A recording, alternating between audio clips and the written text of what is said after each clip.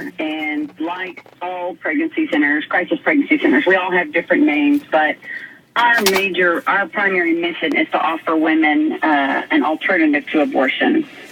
And by doing that, what we do is all of our services are free because we know typically women who are considering abortion, one of the major factors, probably I'm going to say 90+% of the time, has to do with finances, has to do with whether or not they can afford to have a child, whether or not, depending on if they may be young, they may still be in high school, they may have 2 or 3 children that they're having a hard time caring for. 70% of our women are single. So oftentimes it comes down to a financial decision and just logistically how that's going to look in their life. And so as a pregnancy help center, we certainly, everything we do is free. We offer free pregnancy testing. We also offer free ultrasound because a couple of years ago, the legislation passed the ultrasound bill where all women who are going to have an abortion must have an ultrasound at least 24 hours prior to having an abortion. Now, abortion clinics will not take our ultrasound pictures as their ultrasound, but women know, since I've got to get an ultrasound anyway, I'm going to have to know how far along I am to see what kind of abortion I'm going to be having to pay for. They'll come to us first.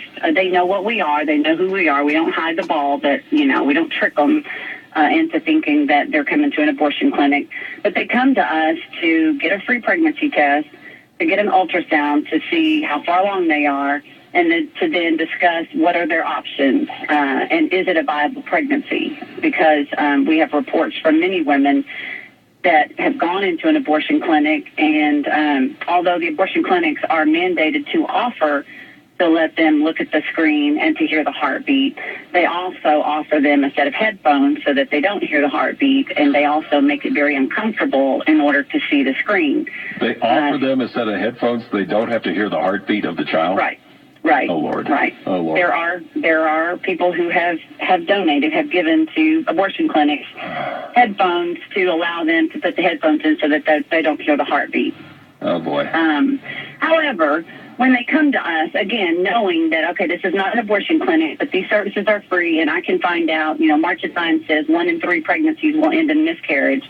They certainly don't want to pay for an abortion if the pregnancy is not even viable.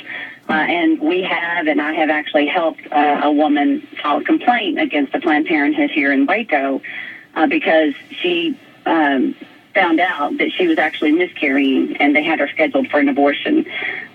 So, there's some mistrust there to go, hey, let's see, here's an agency that's not making any money. They're just offering to let me see what's going on in my body versus here's an agency that's making money.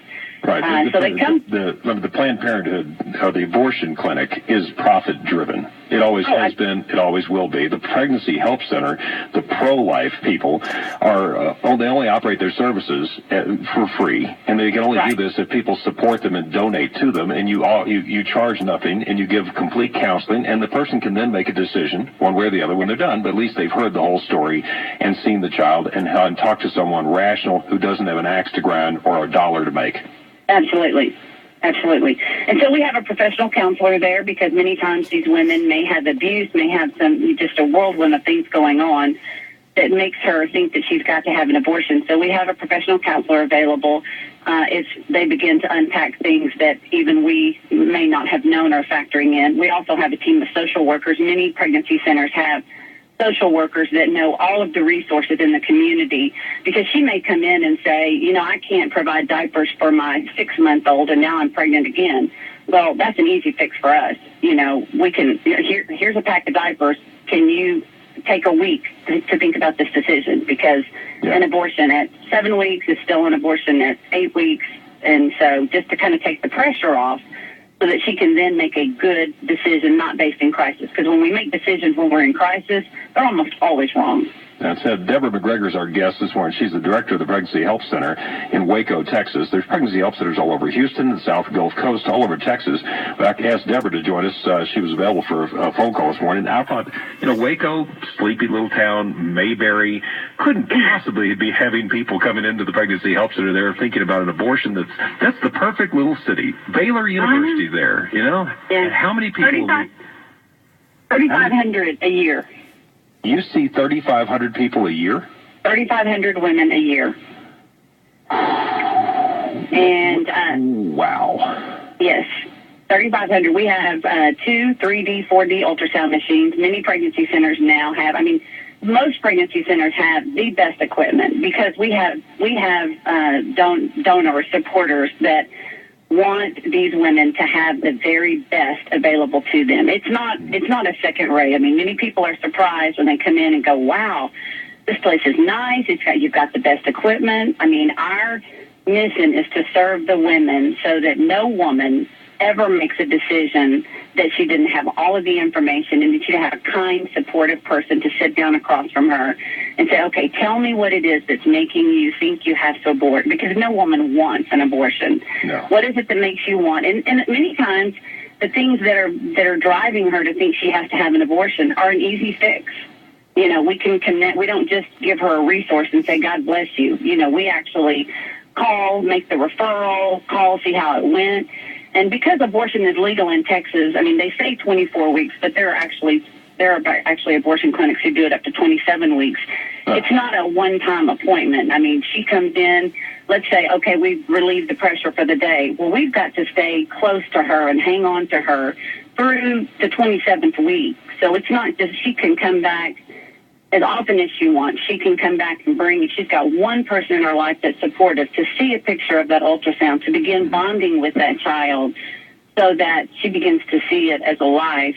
And then while you've got a center, a pregnancy center, and all pregnancy centers do this, we hang on to those women throughout their pregnancy and even after the baby's born, because we're not just, have your baby, God bless you. It is lock arms, and we're going to be here with you. And because we're volunteer, we're so strong on volunteers.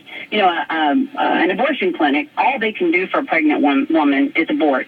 And their own statistics tell us that 9 out of 10 pregnant women who go to an abortion clinic or to a Planned Parenthood that does women's health services along with abortion, all they can do for her is give her an abortion. So 9 out of 10 pregnant women, according to Planned Parenthood and Guttmacher, 9 out of 10 pregnant women that go in abort. Our statistics are 9 out of 10 pregnant women that come to us first will carry. Right. So we absolutely know that it works. What are the options that, again, we're speaking with Deborah McGregor. Deborah, what are the options that you offer pregnant women? That's not just the 3D picture and a nice place to sit and a cup of coffee and bring your friend, or here's a package of diapers. What else do you offer them? I mean, somebody comes in and says, "I'm in dire straits. I just can't afford this." What is Pregnancy Help Center and the other pregnancy help centers around Texas? What are they capable of doing? Okay, well, what we do is, you know, along with the counsel, along with the test, along with the ultrasound, is we have them sit down with someone, a social worker, or someone with those skills to say, okay, what else is going on? Well, it may be housing, it may be transportation, it may be all these things. Then we begin an action plan, and we have her, you know, we give her, okay, here are priorities. You know, how about today you do this? Tomorrow, you know, we'll help you fill out this form. Maybe it's, you know, I can't go to college. Let's help you fill out the FAFSA. Every case is different. But what we do is we look at her as a unique individual, and what is it in your life that's causing you to think you have to make this decision? And then what are your other options? You know, maybe you have these other children. Maybe the father of the baby's in jail. Have you considered adoption? Can we get someone to come in and at least discuss what that looks like? Because many people have a skewed view of what adoption is and, you know, how it's changed. How she can still have a relationship with the baby. So we see her on an ongoing, regular basis. She has phone numbers that she can call any of us. We have 60-plus strong volunteers. We have the support of the local churches. So she has a new family, and we surround her so that whatever her issues are, we are the ones with the influence in the community, with the agencies that she's going to need help from. And so she has no influence, but when you see that many clients, you begin to have influence in the community and in the agencies. And so if I say, you call Beverly, you tell her I said at CareNet to help you, that's immense. That's power that she didn't otherwise have. And so as an advocate in the community, you can get her further, faster than she can get on her own. Deborah, thank you for your time. If you want to support this organization, any of the pregnancy help centers, the one nearest you, that's fine. If you want to support Deborah and what she's doing, 3,500 people a year in Waco, Texas. CareNetofCentralTexas.org. CareNetofCentralTexas.org. Deborah, thank you for your work, and thank you for coming on The Voice of Texas and explaining what the pregnancy help centers do. We'll take a quick stop here.